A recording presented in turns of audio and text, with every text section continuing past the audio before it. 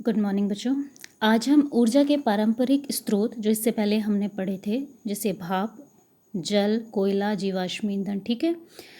इन पारंपरिक स्रोतों में नई प्रौद्योगिकी का उपयोग करके किस प्रकार इनकी दक्षता या इनकी क्षमता को बढ़ाया जा सकता है, इनमें सुधार लाया जा सकता है। तो ऐसी ही कुछ प्रौद्योगिकी के बारे में पढ़ेंगे, ठीक है। इसमें सबसे पहला है आपका जैव मात्रा, यानी जिसे इंग्लिश में बायोमास कहते हैं। यहाँ हेडिंग में दे रखा है जैव मात्रा, जिसे इंग्लिश में बायोमास कहते हैं। जैव मात्रा का मतलब होता है जो भी हमारी पृथ्वी पे उपस्थित पादप हैं या जंतु के उत्पाद हैं, अगर हम इन सब का वज़न नापें या अगर हम इनके द्वारा कोई ईंधन प्राप्त करते हैं पादपों और जंतुओं के उत्पाद के द्वारा, उसे हम जैव मात्रा कहते हैं। तो जैव मात्रा बायोमास का सबसे अच्छा उदाहरण जो है वो बायोगैस है, जो आप लोगों ने घरों में, कई लोगों के घरों में, गांव में आपने देखा भी होगा। तो ये जो बायोगैस है वो बायोमास यानी जैव मात्रा का ही एक उदाहरण है। इसमें हमें फ़ायदा क्या होता है, देखिए, तो आपने इसके बारे में लिखना है। फर्स्ट पॉइंट आप लिखेंगे, नंबर 1 पॉइंट है आपका, गोबर फसलों के कटने के पश्चात बचे अवशिष्ट, यानी जो फसलों को काटने के बाद बच जाता है वो अवशिष्ट, सब्जियों के अपशिष्ट जैसे विविध पादप तथा वाहित मल। वाहित मल में आप देखेंगे ज़्यादातर इस्तेमाल किया जाता है गोबर, ठीक है। वाहित मल में मोस्टली क्या है, गोबर ही इस्तेमाल किया जाता है। ये सब जब ऑक्सीजन की अनुपस्थिति में, वेरी इंपॉर्टेंट है कि जब ये सड़ते गलते हैं या अपघटित होते हैं, वो भी कब, ऑक्सीजन की अनुपस्थिति में अपघटित होते हैं, तो इसके द्वारा एक गैस उत्सर्जित होती है जिसे जैव गैस या बायोगैस कहते हैं, ठीक है। तो बायोगैस में आप यहाँ पर इसका चित्र देखेंगे। बायोगैस का चित्र कुछ इस प्रकार से होता है। यहाँ पे लिखा हुआ है नंबर 1 पे करदम। करदम होता है जिसमें हम क्या डालते हैं, गोबर, मिट्टी वगैरह, जो भी अपशिष्ट है, सड़ी गली सब्जियां या कुछ भी आप अपशिष्ट पदार्थ जो हैं वो इसमें डाले जाते हैं करदम में, ठीक है।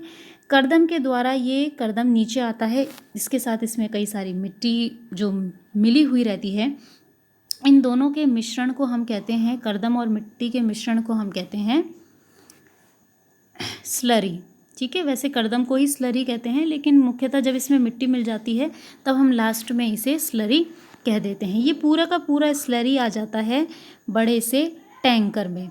इस टैंकर को कहते हैं संपाचित्र या फिर डाइजेस्टर। संपाचित्र इसलिए कहते हैं क्योंकि यहाँ पर एक तरीके से पाचन हो रहा है।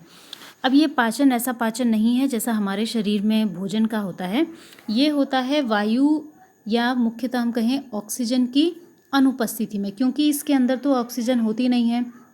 ऑक्सीजन की अनुपस्थिति में जितना भी स्लरी है, ठीक है, ये करदम या स्लरी, ये सारा का सारा अपघटित होता है।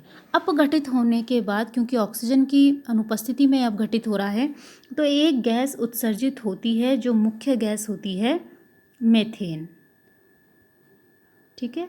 ये गैस मुख्यतः उत्सर्जित होती है। इस मीथेन गैस का ही उपयोग ईंधन के रूप में किया जाता है।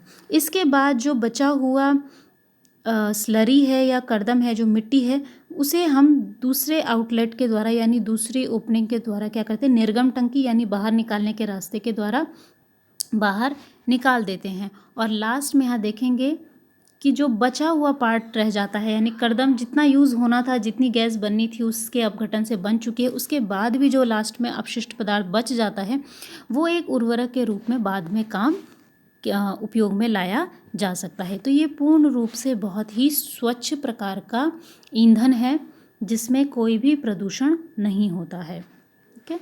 तो फर्स्ट पॉइंट आपको बताया था। सेकंड पॉइंट आपने लिखना है, अवायवीय सूक्ष्म जीव जिन्हें जीवित रहने के लिए ऑक्सीजन की आवश्यकता नहीं होती है, वो इस टंकी में गोबर की स्लरी के जटिल यौगिकों का अपघटन करते हैं।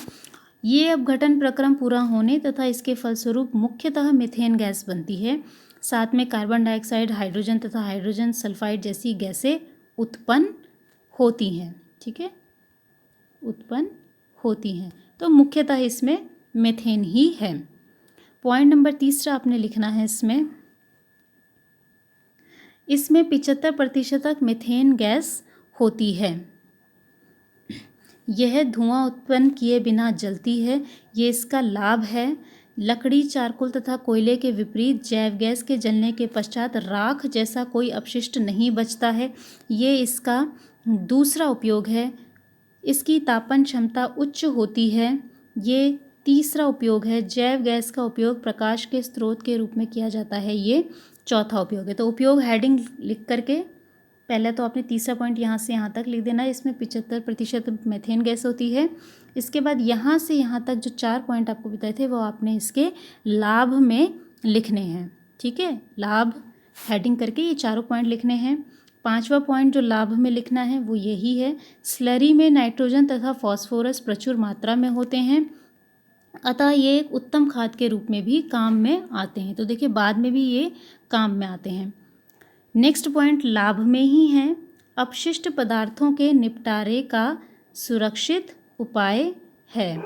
तो यहाँ अपशिष्ट से पहले यह लिख लीजिएगा, यह अपशिष्ट पदार्थों के निपटारे का सुरक्षित उपाय है।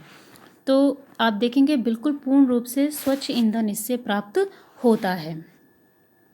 नेक्स्ट है पवन ऊर्जा। ये नेक्स्ट हेडिंग आएगी आपकी पवन ऊर्जा, इसके बारे में हम देखेंगे। तो उससे पहले हम एक पवन चक्की का चित्र देखते हैं जो आपने देखा होगा कई बार। ये पवन चक्की है जिसमें बड़ी बड़ी ब्लेड्स लगी हुई हैं, ठीक है। चलिए इसमें आपने लिखना है फर्स्ट पॉइंट, पवन चक्की द्वारा प्रचालित जल पंप में पवन चक्की की पंखुड़ियों की घूर्णी गति का उपयोग कुओं से जल खींचने के लिए होता है। ये फर्स्ट पॉइंट है। जो पवन चक्की के पंख अभी आपको बताए थे, जब ये घूमते हैं तो इसकी सहायता से मोटर चलती है, पानी ऊपर की ओर उठता है और उस पानी को ऊपर उठाने के बाद आपको पता है जैसे जल में बांधों के द्वारा काम किया जाता था कि पानी आएगा, पानी गिरेगा, टरबाइन घूमेगा, उसी प्रकार से फिर वो क्या होता है, कार्य आगे बढ़ता है। इसके अलावा पवन चक्की से जल की सहायता के बिना भी डायरेक्ट काम किया जा सकता है। वो है पवन चक्की की घूर्णी गति का उपयोग विद्युत उत्पन्न करने के लिए विद्युत जनरेटर के टरबाइन को घुमाने के लिए किया जाता है। तो जो फर्स्ट पॉइंट था उसका उपयोग देखिए, पानी जो खेतों में अगर हम पानी डालना चाहते हैं या पानी की सिंचाई करना चाहते हैं तो सिंचाई वगैरह के कामों में भी इसका बहुत ज़्यादा उपयोग आ सकता है, क्योंकि जो गतिज ऊर्जा है उसकी सहायता से हम क्या कर सकते हैं, पानी को ऊपर ले सकते हैं। और उसके बाद जो भी अगर हम खेतों में नालियाँ बनाना चाह रहे हैं सिंचाई के लिए, उसके द्वारा वहाँ पर पानी पहुँचाया जा सकता है। इसके साथ ही जो पवन चक्की की जो घूर्णी गति है, यानी जो उसके पंख घूमते हैं, उसकी सहायता से टरबाइन को घुमाया जा सकता है, जिसकी सहायता से लास्ट में डायनामो या फिर जनरेटर में विद्युत उत्पादित की जा सकती है। ठीक है, अब इसके आपने उपयोग लिखने हैं, लाभ लिखने हैं। तो आप हेडिंग लिखिएगा लाभ। लाभ का फर्स्ट पॉइंट है, पवन ऊर्जा एक नवीकरणीय ऊर्जा का एक पर्यावरण हितैषी एवं दक्ष स्रोत है। ठीक है, नवीकरणीय क्यों है, क्योंकि पवन कभी भी समाप्त नहीं होगी। पर्यावरण हितैषी है क्योंकि पर्यावरण को कोई प्रदूषण नहीं हो रहा है। दक्ष इसलिए है क्योंकि इसके द्वारा विद्युत उत्पन्न की जा सकती है। सेकंड पॉइंट आपने लिखना है लाभ में, इसके द्वारा विद्युत उत्पादन के लिए बार बार धन खर्च करने की आवश्यकता नहीं होती। ये इसका सेकंड पॉइंट है। अब इसकी कुछ सीमाएं हैं, यानी इतना फ़ायदा होने के बावजूद भी कुछ ना कुछ परेशानी अभी होती है। तो आपने हेडिंग लिखनी है सीमाएं। ठीक है, सीमाएं हेडिंग लिखनी है। इसमें पहला है, पवन ऊर्जा फार्म केवल उन्हीं क्षेत्रों में स्थापित किए जा सकते हैं जहां वर्ष के अधिकांश दिनों में तीव्र पवन चलती हो, यानी बहुत तेज़ हवा चलनी चाहिए, तभी वो पवन चक्की का जो पंखुड़ियां हैं वो तभी घूमेंगी।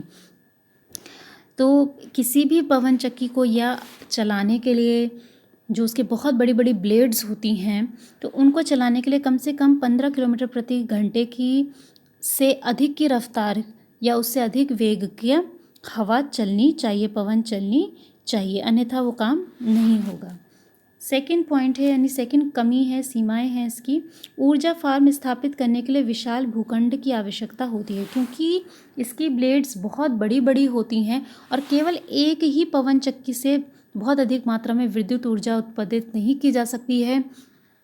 एक साथ कई सौ पवन चक्कियाँ लगानी पड़ती हैं और एक ही पवन चक्की की ब्लेड्स काफ़ी बड़ी बड़ी होती हैं, तो उस हिसाब से अगर हम नज़दीक नज़दीक किसी पवन चक्की को लगा देंगे तो उनकी ब्लेड आपस में टकरा जाएंगी, इसलिए उनके बीच में दूरी भी बहुत ज़्यादा रखनी पड़ती है। तो इस वजह से हमें बहुत बड़े भूखंड की आवश्यकता होती है, कई 100 पवन चक्कियाँ लगानी पड़ती हैं ताकि सही मात्रा में या पूर्ण आपूर्ति लायक विद्युत उत्पादित की जा सके।